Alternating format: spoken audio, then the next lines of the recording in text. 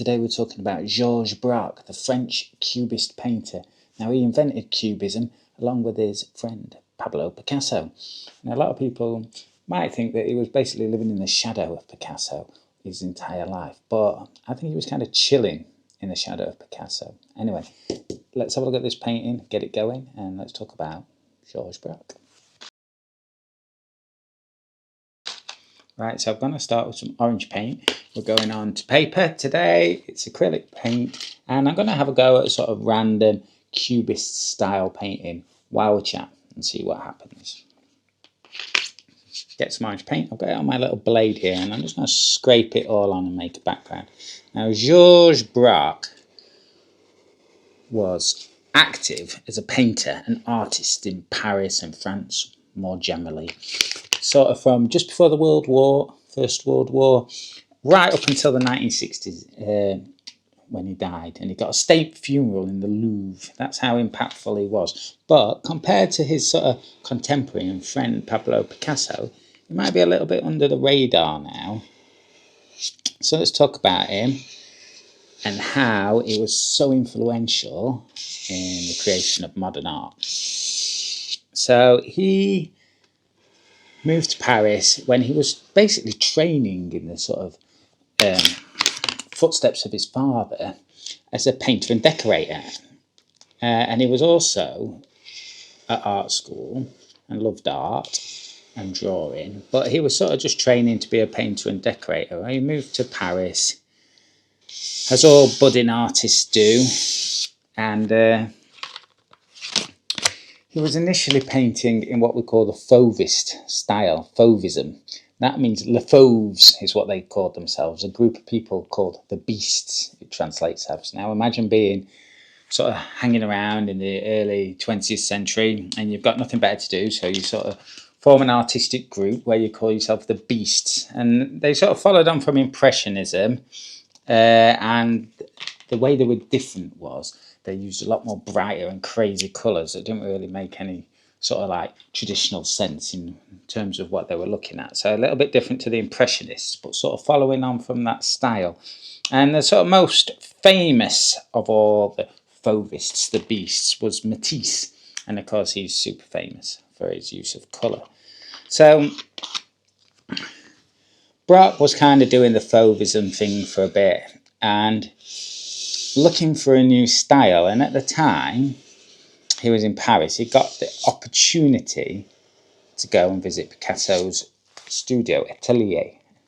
Now, back in those days, it was a thing where if you got a chance, you'd be invited to go and see Picasso's studio, hang out. He had a massive sort of entourage and stuff like that in later life. Earlier on, when he was with Braque, he was still kind of in his starving artist phase, and that's kind of when they met. And together they were sort of searching for the new art. And when Braque went into Picasso's studio, he wasn't there, he was away. He left him in notes saying he wanted to like see him. He anticipated a big future together. But the painting he saw was Les Demoiselles d'Avignon. That's my poor French pronunciation. A sort of mixture of different styles of some kind of African painting, a bit of the Impressionism, and then the beginnings of this very angular, what we now know as maybe Cubism, sort of angular geometric shapes of the bodies of what was a group of prostitutes that he'd drawn and painted, and they had sort of masks on their face, and it's a very famous painting. I'll probably try and flash it up, and everybody was horrified by it when they saw it. And Braque himself said, maybe more ambiguously than horrified, he said it was like drinking kerosene. So it definitely had an effect, and it had an effect on Braque, and he definitely wanted to work more with Picasso. And so they did. And together they started doing this much more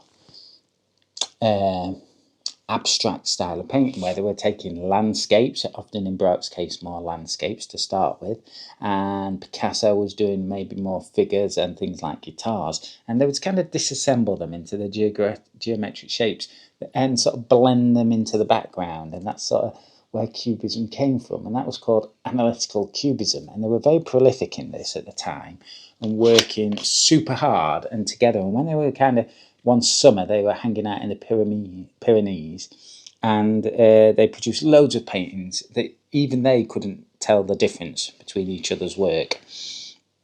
It was so similar in style. And they were super prolific, and eventually the art world caught on to this. It wasn't very popular at the beginning, and one of the critics said, Braque is painting in cubes, which is where Cubism came from. But it was a kind of throwaway comment in a newspaper, maybe not necessarily the sort of nicest sort of piece of criticism that they could have received, but that's what it became called, and became very, very famous, and people loved it. And the first bit of Cubism was called analytical Cubism, where they were taking things apart and restructuring them into sort of geometric shapes, and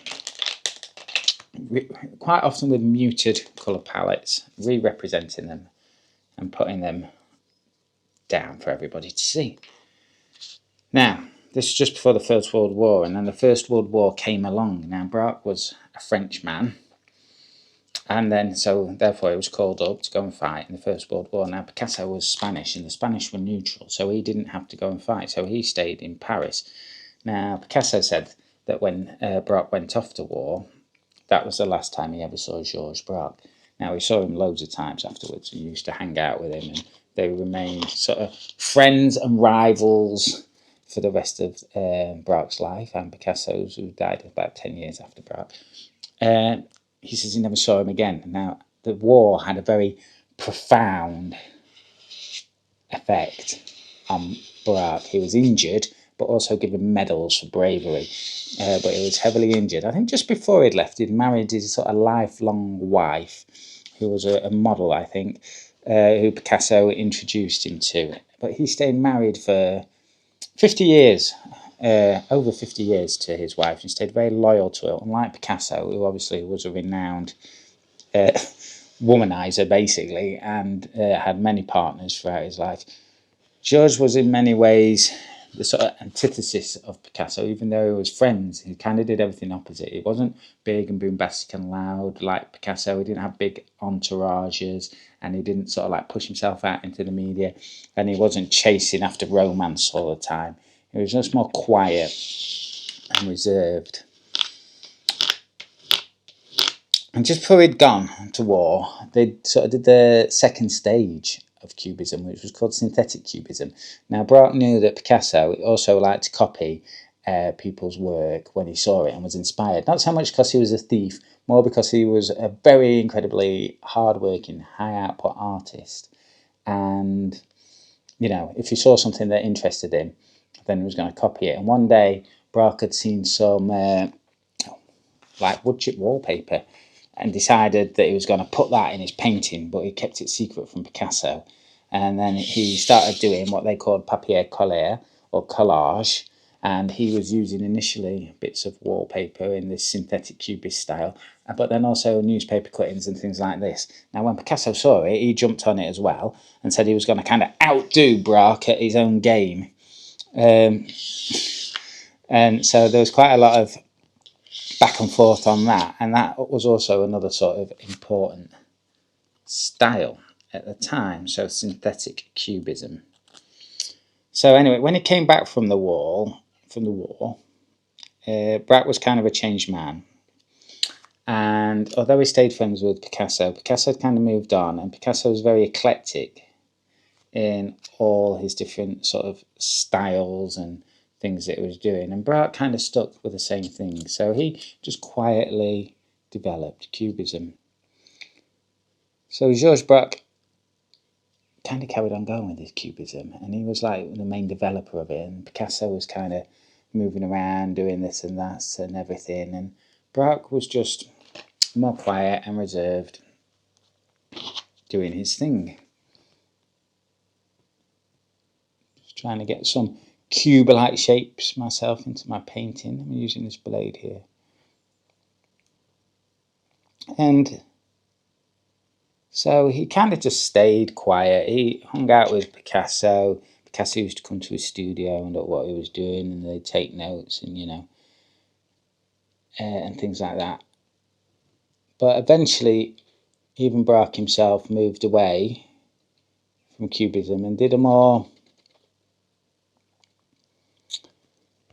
sort of freestyle, including many of the sort of previous elements that he'd learned, like Fauvism and Cubism, but he wasn't restricting himself so much. He was dipping around and getting in a bit in and out of everything, really.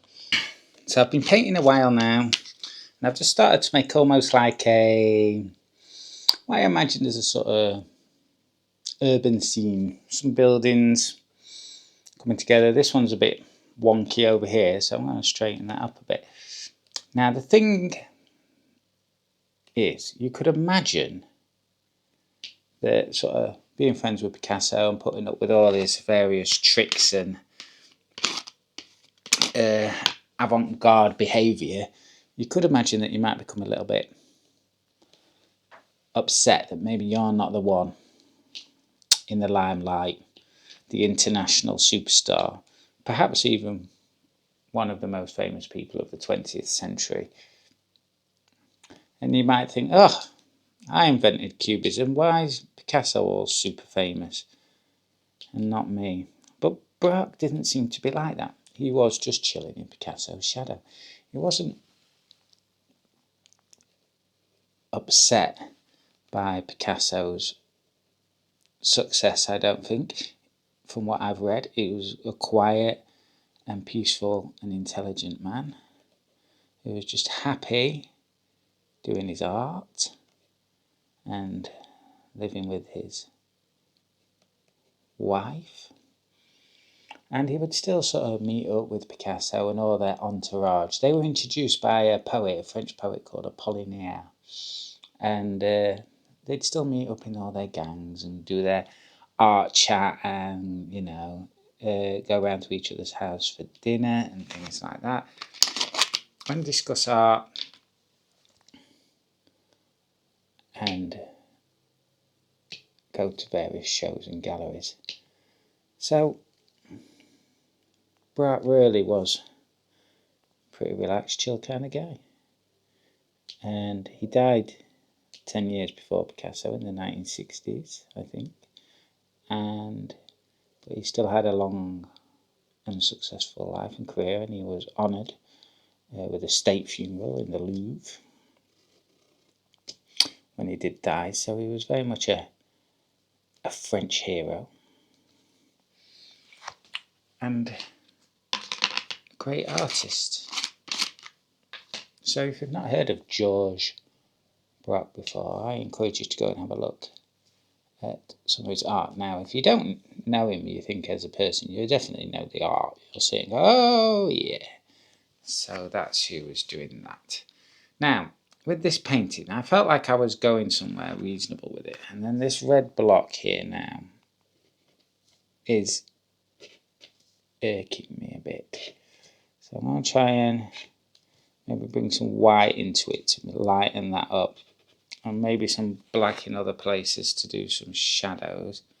And then we'll come back and do a little reveal of my attempt at Cubism while discussing it.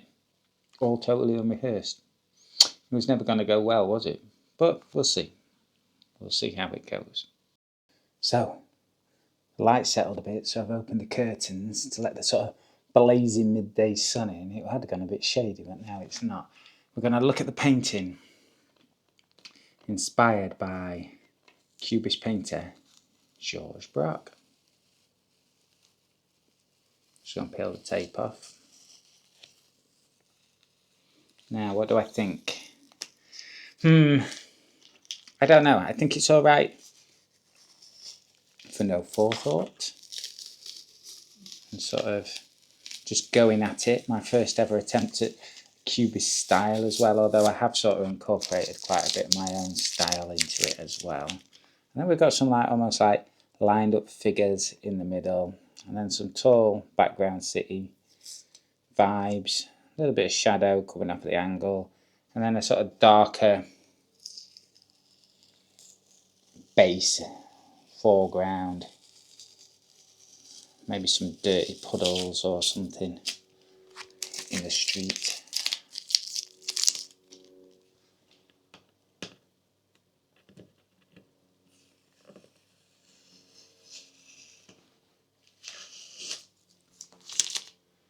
There we go. As usual, when you take off the tape, it looks much nicer.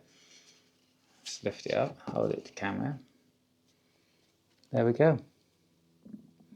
Inspired by Georges Braque. Maybe you will be too. Paint and Chat. Dead Art Studios. See you later.